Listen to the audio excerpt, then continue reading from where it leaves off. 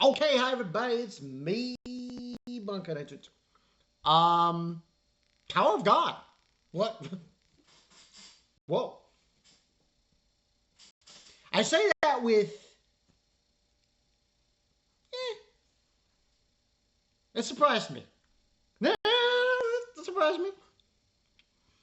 I know that the season hasn't been stellar. Second Core has proven that it has outperformed the first one. The animation in this episode was very fucking stellar. And a fight that in the manhwa was hyped. Was hyped. It was fucking hyped. Two um, regulars, irregulars going at it. Anaak and Ran. A lot of Ran reminds me of Killua from Hunter x Hunter. In a way. In a way. And this fight delivered. This was possibly one of the best animated fights we've had in this season. Bar freaking none. This animation should have been present when they were fighting Mizuno. But beggars can't be choosers, so you know. But regardless, this was amazingly well animated. I love what was done.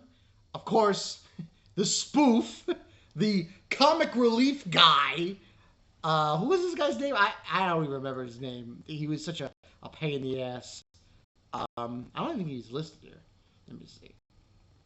He was a spoof guy who was in the anime with Rack. He's not listed. That's how bad he is. He's not even listed.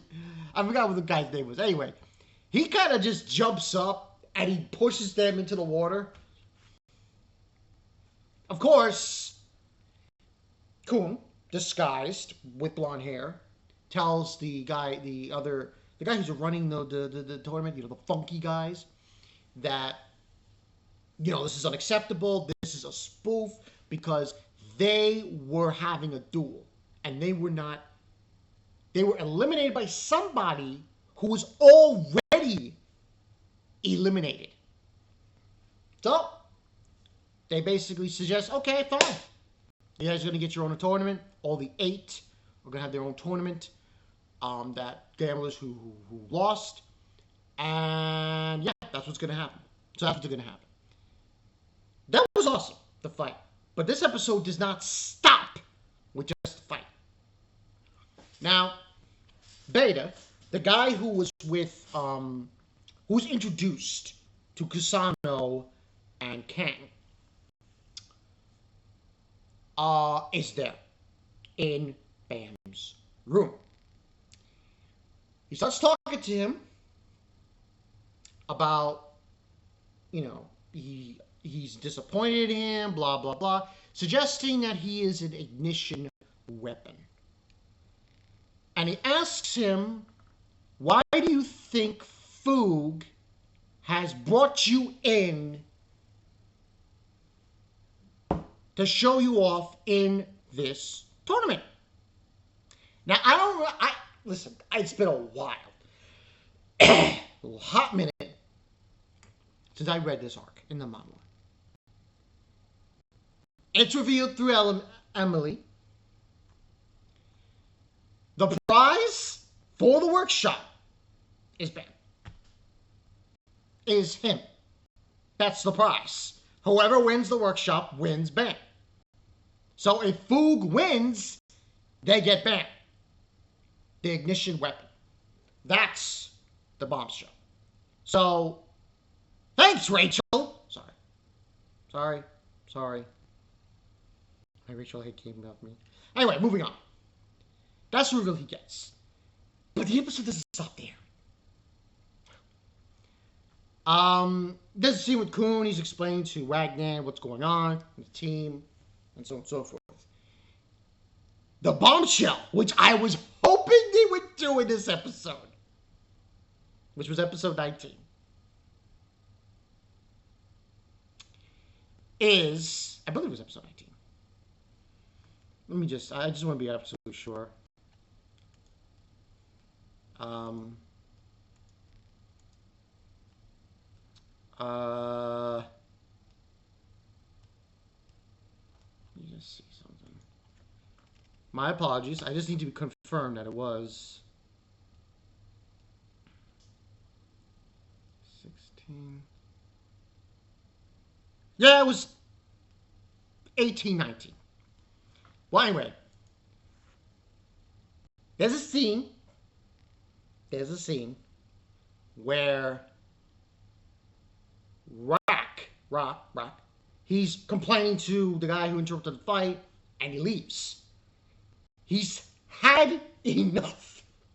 He's going straight to the hotel where the Fugs are. Now, with him, I think is Yeon. I think so. She's with him. Meanwhile, Dorsey is trying to find him. Trying to find Grace.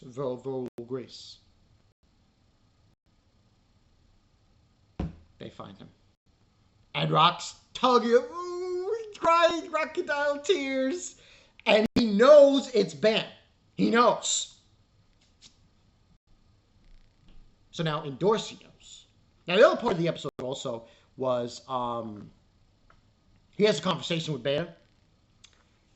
And Ben basically tells him the thing that's inside of him is a replicant. It's not the actual, he calls it the thorn.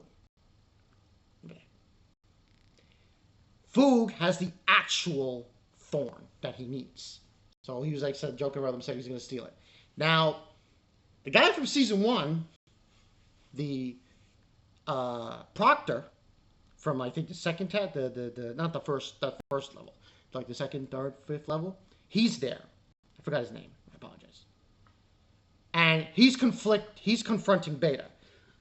Now, Beta's plan was basically to cause despair to the woman who took care of Kasano and Kang. That's what his plan is. But that's what really happens in this episode. Overall, I want to give this a perfect score.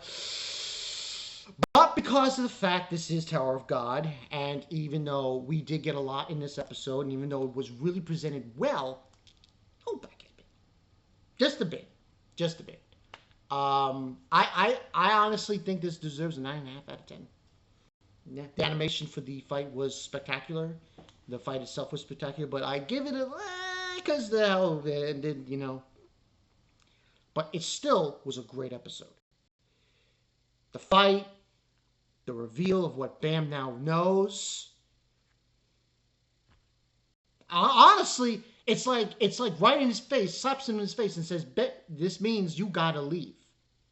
That means you have to win. You can't allow Foog.